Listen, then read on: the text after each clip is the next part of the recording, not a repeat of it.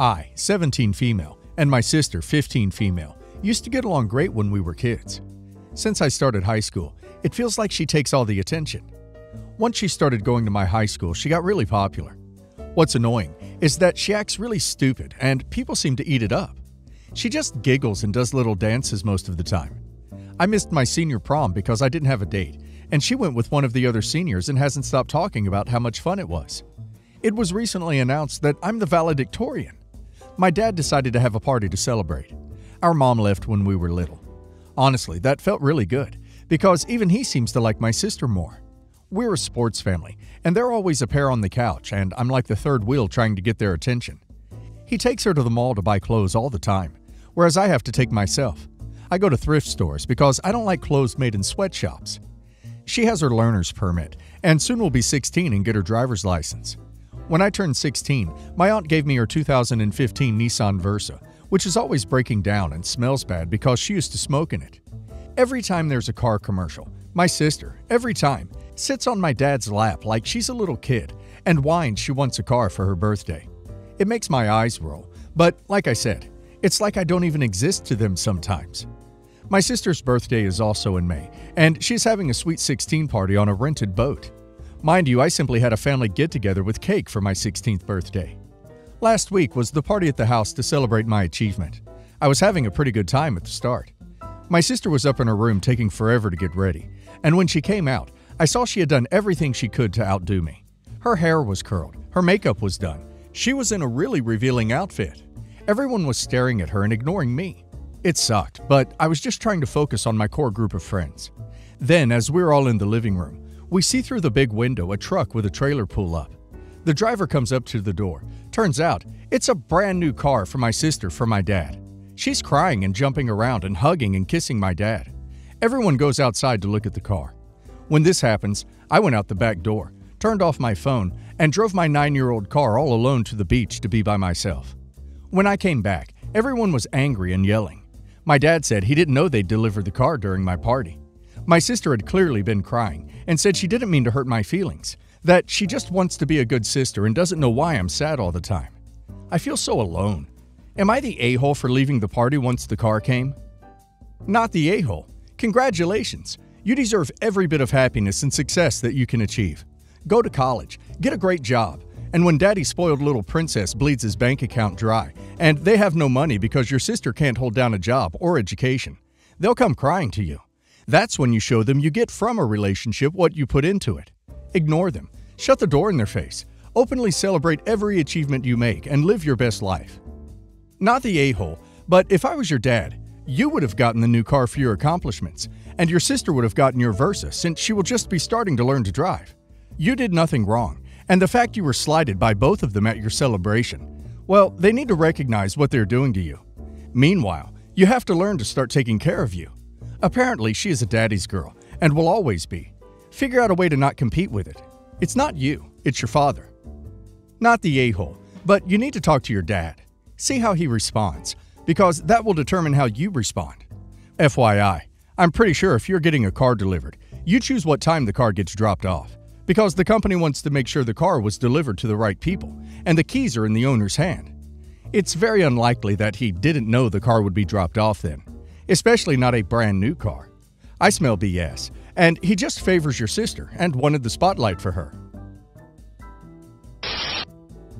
I, 36 male, have been having an argument with my wife regarding this issue for the past few days. I wanted some neutral opinions, especially from married women, on what you would do in this scenario. I work in the tech field, and our research area is very niche. I had issues with my current company and started interviewing at different companies. At one of the companies, I ran into Amy, who I dated 14 years ago. We dated for 3 years and broke up amicably, as I wanted to pursue further studies, and she wanted me to settle down. I met my wife a year after our breakup, and I was still friends, with occasional benefits, with Amy till then. I was upfront about the whole situation with my wife, and she told me early on during our dating that my friendship with Amy bothers her. I loved my wife and was serious about us, and it was a no-brainer for me to stop hanging out with Amy. Amy was confused but understood why I did it. We've not spoken to each other since then. My wife and I have been married for 11 years now and have one super cute toddler. During the interview process, Amy was one of the interviewers, and we had a nice professional discussion. I received a job offer from that company the very next week. I would be in middle management, and Amy would be directly reporting to me. I've already informed the hiring manager regarding Amy, and they seem to have no problems with it. I also have 2 more job offers, and I negotiated with all the companies, and the first company, where Amy works, is willing to pay me almost $80,000 more than the other companies. However, my wife told me that I promised her that I would not be in touch with Amy many years ago, and she is asking me to take the offer from the company who is willing to offer the second most compensation. Her reasoning is it would be awkward for me to be Amy's manager, and since we both work in the same field, it is not like I can transfer her to another manager. She insists that it's not insecurity, but I made a promise. She says that it's my choice, but she does not feel comfortable with me managing Amy and working with her. I see her side, as I would have to travel with my team, including Amy, for a few days to an on-site location at least once a month. I can see why it would make my wife nervous. I personally want to join the first company, as the compensation is higher, and the experience in that company would be very valuable to me. Would I be in the wrong if I decided to go with the first company? It would offer my family a lot of financial security, and would be good for my career. I do not want to take that away because of Amy. At the same time, I want my wife to be comfortable and not be constantly worried about the situation I'll be putting her in. I couldn't imagine the drama that would unfold every time you have to take a work trip, take your direct reports to lunch, etc., or the resentment that you will harbor for feeling forced to make a choice.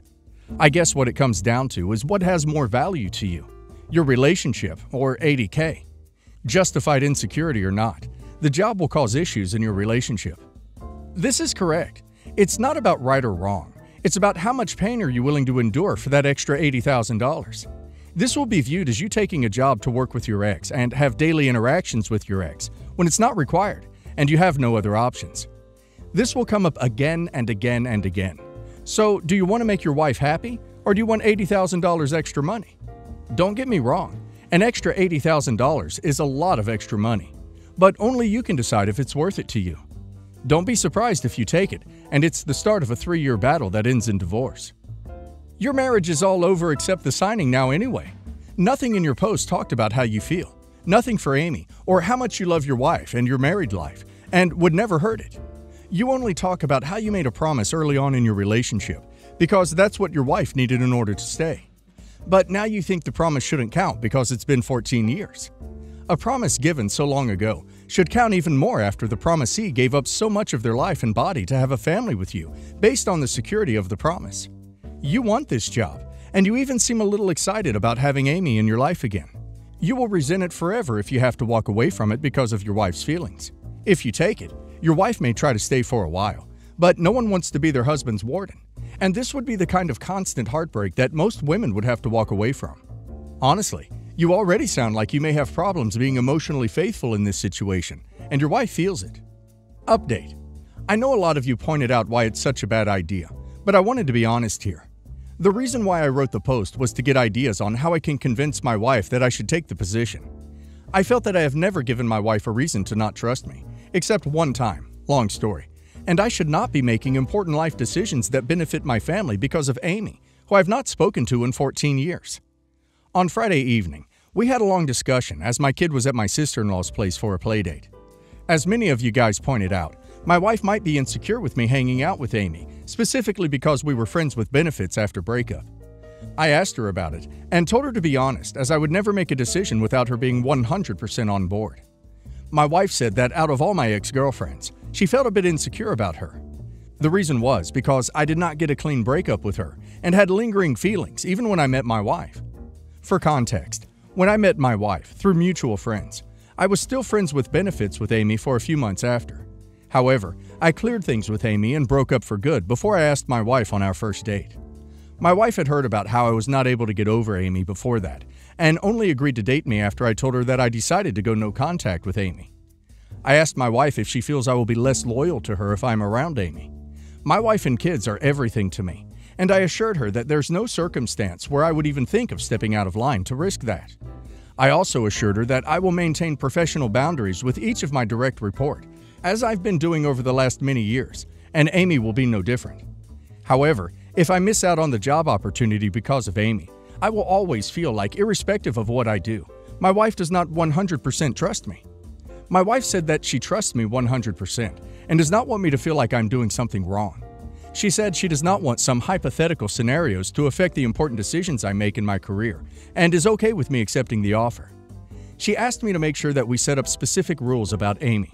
One of them being no communication outside work, maintain only strictly professional communication, and always over-communicate with my wife about everything about Amy. Amy messaged me on Saturday about how it was great to see me during interview process, and I immediately told my wife. Based on her idea, I replied back to her on LinkedIn, and will make sure any of our communication stays there. I had until Monday to accept the offer. Yesterday, when I went to my office, I was planning to call the other company during lunchtime. However, my manager asked me to come to a meeting room to discuss something urgent. My current company knew that I was entertaining other offers. I had told them, and decided to match the offer from Amy's company. It is not exactly the same compensation, but it is only $20,000 less than their offer. Plus, they also assured me that they would promote me as soon as a director-level position comes up in one of the teams. It was amazing, and I called my wife. She was very happy, and of course I decided to stay at my current job. Overall, I feel happy that I got a big raise at my current place, and also know that my wife is not insecure and trusts me 100%. Edit. Since a lot of people are asking what the one thing was, adding it here instead of replying. It was stupid. Years ago, my wife's friend told me we kissed while drunk, and I did not tell my wife. Her friend thought I was her husband and apologized a lot. I told my wife a few days later out of guilt. My wife had seen the whole incident and laughed because I drunkenly pushed her away after she tried to kiss me, which I do not remember. But that was about it. She still teases me and her friend about it to this day. Full version. I left home when I was 17 to attend a military academy for college, and then joined the military afterwards because my family couldn't afford to pay for me to go to college. While there at Annapolis, my parents moved from Florida to Texas. The only time they came to visit me was for my graduation there, and didn't show up until the ceremony had already started. This began a trend of them becoming increasingly conservative and moving further away from people, while at the same time pressuring me to come visit them more and attempting to guilt me for being far away while I moved in the Navy. I spent all of my time on the East Coast, with the majority of that time in Connecticut, and they moved from Texas to Arkansas. I'm 33 now, and over the years the relationship has become more and more strained, as I've gone to therapy and understood that I did not have a great childhood, but they refused to accept any blame for it. Whenever I've tried to discuss it with them in an open, non-confrontational way, my father has deflected with jokes, or said that he had to do it in order to ensure I was successful. And my mother has used the "I guess I'm just the worst mother ever then" deflection, and tried to guilt me about it. It makes it incredibly difficult around them, and I find myself wanting to spend less and less time with them. At the same time, my mother guilts me more and more for visiting less, as my trips home have lowered to once a year at Christmas. I'm incredibly busy with work and have to travel often, and I'm getting my MBA part-time as well as planning for the wedding this fall, but the guilt persists. I've given them $25,000 to help pay off their credit card debt, and am always extremely generous with them when I can be for presents. But it's almost become an expectation from them that I do things like that, instead of something nice to receive. It hurts me a lot because I want to help them, but the way they respond feels unsettling and rude to me. There's been a lot of other weirdness over the years, but it's almost too much to include here. Today I called my mom for Mother's Day and sent her flowers, and honestly had a nice conversation with her about everything that had been going on in her life since we'd talked a few weeks ago, and everything in mine, as I'd just finished the semester and gotten home Friday from a work trip. We spoke for about an hour and then ended the call, and I was feeling pretty good. About 3 minutes later, she called me back and told me that she wanted to be clear and let me know that in fact it would just be her attending my wedding with my sister, and that my dad wouldn't be coming. She told me that they couldn't afford to board their dogs and that they didn't trust anyone to come in their house and take care of them while they're gone. And that on top of that, they didn't want to stop caring for or feeding the stray cats from the neighborhood. They have 4 dogs and build outdoor shelters for 3 cats from the neighborhood. I told them that I needed to hang up the call because I didn't want to say something that I'd regret. To me, this feels like they are choosing the animals over me and my wife, and it infuriates me. They've known about the wedding date for 11 months, and still have 5 months before the event to figure out a sitter for the animals. They refuse to fly, which will lengthen their trip and the time they're away, and I've already volunteered to pay for all their travel costs and anything here in Connecticut for the wedding. To me, this feels like we've reached an irreparable moment in our relationship, and that if my father doesn't attend, I'm done with him. Would I be the a-hole for telling my mother not to come to my wedding if my father doesn't come, and stop talking to them? Your parents will never change. I was waiting for decades and came to the conclusion that it was best for me to go no contact. I wanted them to be proud of me, to make effort. It never happened. Once I was able to make that decision, it took me a while to grieve the relationship, but I felt much better. If you decide to keep in touch, I would stop helping financially and being overgenerous, because they are very ungrateful, and it would be a good test to see how they react. Congratulations on your achievements and wedding. So, you'd rather have 0 parents there if only your mom comes, and you'd cut off your mom and dad if your dad doesn't travel for your wedding? That seems pretty extra. You would be the a-hole. Parents bugging kids that moved away to visit is typical, and you never said why you had a bad childhood. Congratulations on your accomplishments. Sleep on it.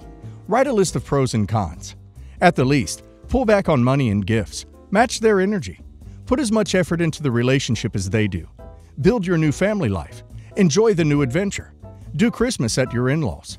But if you want to cut them off, it's okay to do what is right for you. Some people get weirder as they age. It's not an excuse. Some really isolate and become hermits.